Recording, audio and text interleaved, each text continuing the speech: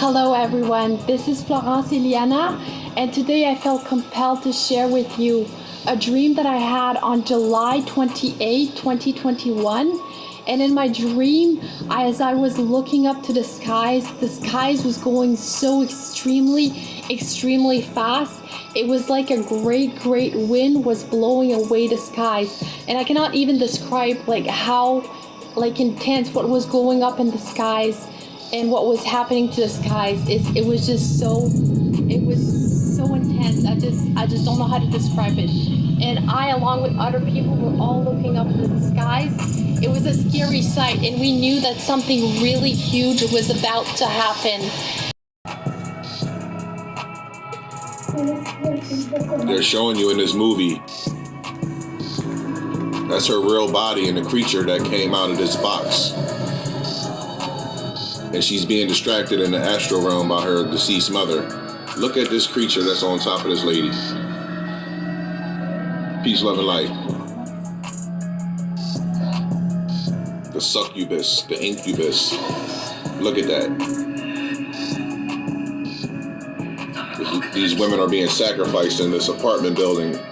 They think it's a serial killer, but it's a creature that they're sacrificing all women to.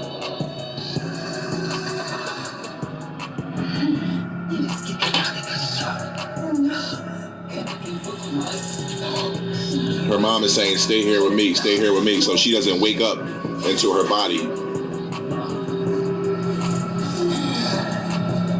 See? That's the representation of being attacked in the astral realm, and she woke up.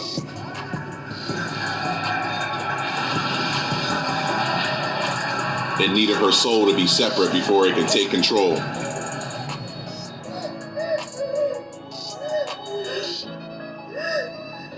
The dream realm is no dream, folks. It's a reality.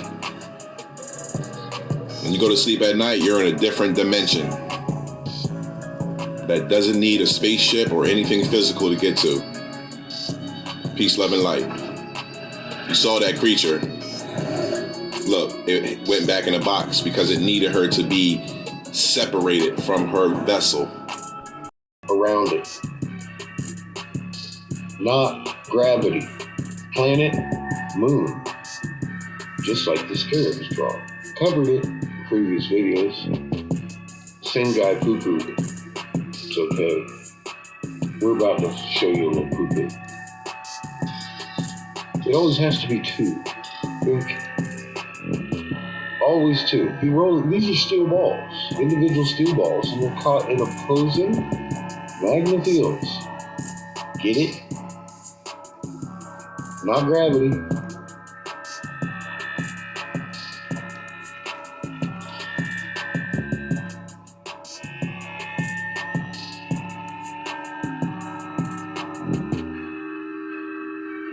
You see that?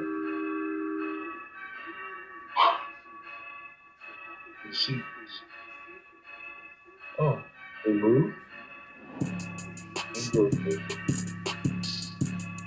Just like planets and moons and a sun. That's a working model. Have you ever seen one for gravity to explain the maybe? Well, we could go through all this weather footage, and I've already wasted my fucking time today. And I'm like, I've watched storms. Fucking 53.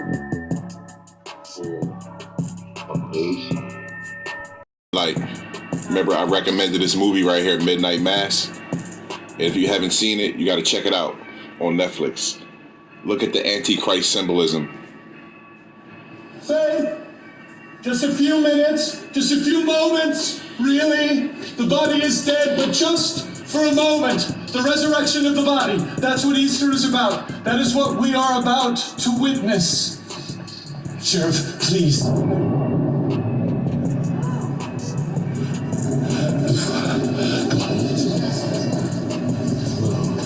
Lo and behold, an angel of the Lord appeared to them, and they were afraid. Have faith, brothers and sisters. I would not make you see what you have seen. I would not ask you to choose what you may choose without first showing you God's messenger. This is how they're going to flip it. Brothers and sisters, have faith that in the Bible, every time they mention an angel, when an angel appears to we humans, we are afraid. And an angel of the Lord appeared to them on the right side of the altar of incense. And when Zacharias saw him, he was terrified and overcome with fear. This is the Antichrist symbolism, folks. This is what people are worshiping.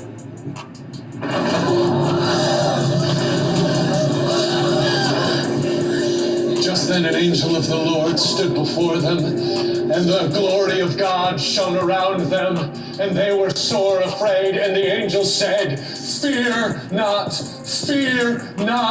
be not afraid." See? The fake miracles. And they took away the stone from the cave where the dead man was lying. The illusion. And Jesus looked up, let his eyes rise up to the sky, and he said, "Father, I thank you for you have heard me. Guy is Mr. You have J. heard me. The Mr. J's the double. Thank you." Peace, love, and light. Shout out Brother Will Davis.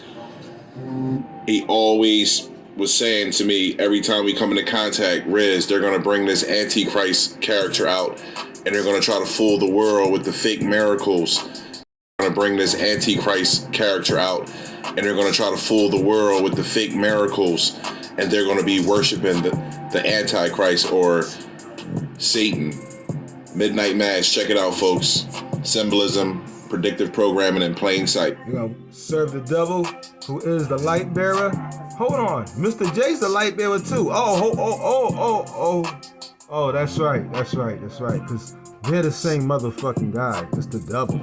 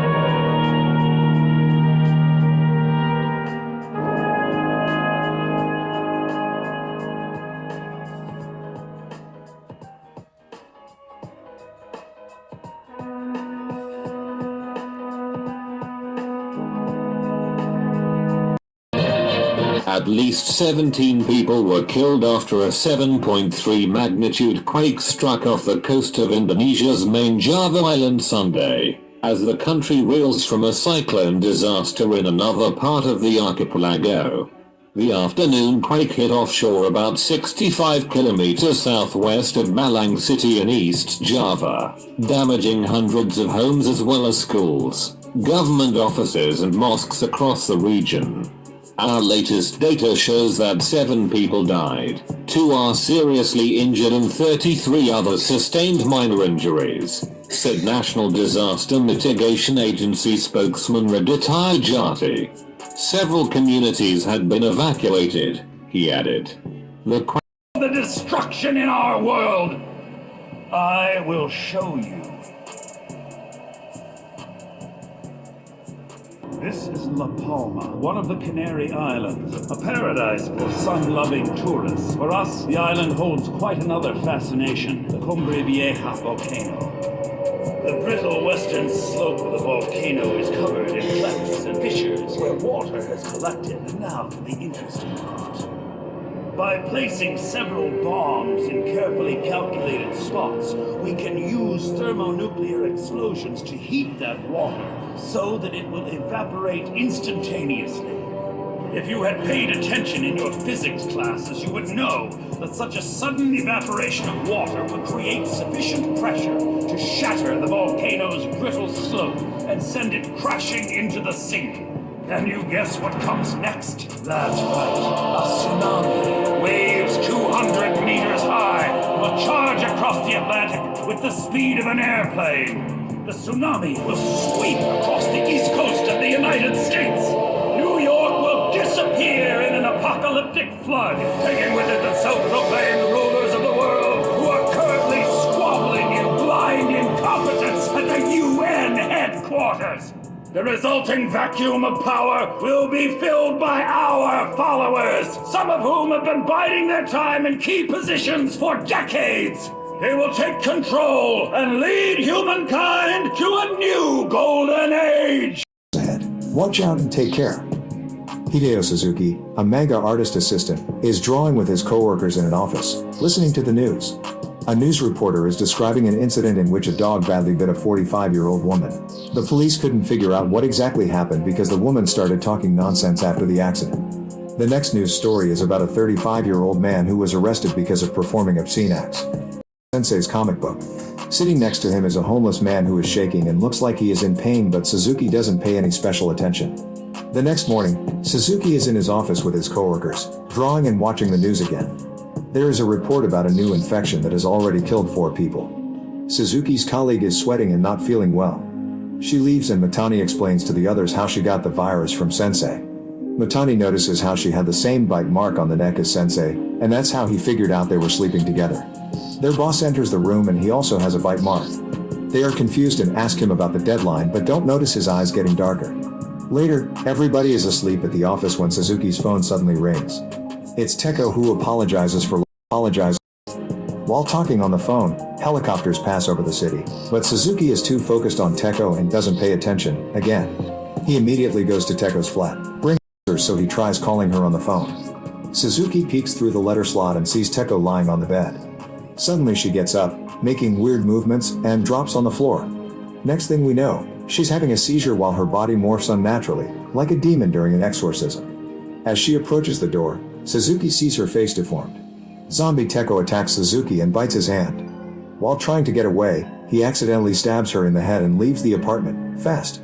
As he's crossing the bridge, he notices a woman with a bleeding hand and then dozens of airplanes flying through the city. When he returns to the office, Suzuki sees Mitani standing next to the TV with his back turned. Suzuki thinks he's a zombie too, but then sees him holding a bloody baseball bat, so he quietly enters the office where the rest of his coworkers are dead zombies and Mitani is the only survivor. He tells Suzuki that the only way to kill zombies is to destroy their brains and that those who get bit, get infected. But turns out, Mitani is bitten too, and when he starts turning into a zombie, he kills himself, screaming that the era of underpaid workers has arrived since all their bosses are now dead zombies. Another infected coworker arrives and Suzuki quickly leaves the office. In the streets, half the people aren't even aware of what's going on. Some are walking casually down the street while others are running. Within a few minutes, people start realizing that demonic-looking zombies are among them. Some start to run while others fall prey to the hungry zombies. Suzuki desperately approaches a police officer, but the policeman is a zombie too and starts chasing him. Suzuki's running away as fast as he can when suddenly, he stomps on a large group of people running in one direction. Cars are bumping into each other, city buildings are burning, and people are getting run over by ambulance cars. In all that mess, Suzuki notices a cab driver who's sleeping in the taxi and is completely unaware of the zombie apocalypse. Before entering inside, Hiromi, a high school student, approaches him. She wants to get into the taxi as well, but a zombie talking on the phone attacks them. Suzuki imagines he's taking out his rifle and aiming at the zombie, so he's standing frozen shooting with his